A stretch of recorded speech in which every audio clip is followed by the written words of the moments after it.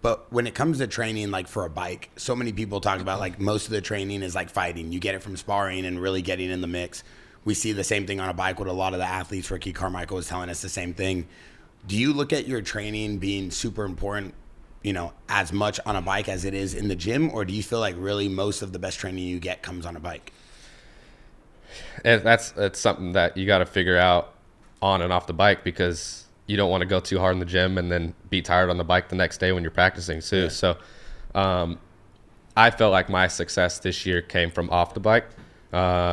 Joe has a very different style of training. I feel like our sport used to be a lot of cycling, a lot of cardio, a lot of that, where I put on most muscle this year, and it helped me on the track a lot, which we still do the cycling and all that. But I felt like in the gym, putting on that weight and putting on that muscle really helped me this year. But at the same time, you got to put good quality days in at the track. So it's a balance you got to find. And I think it does take you a year and a half to figure out in the pros too, because you're going week in and week out. You got to figure out the days that you can be fresh on race day for too. So it takes a while. What about diet? I'm full, basically all red meat, like almost a carnivore diet.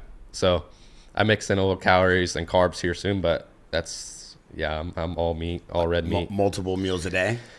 Yeah, just breakfast, lunch, and dinner, and That's snacks it. in between. Yeah, nothing special at all, but I try and eat as much as I can. And I gained from this end of the last season to the start of this season, I gained like almost 20 pounds, 15 pounds. Crazy. And it looked like it was all muscle too. Yeah.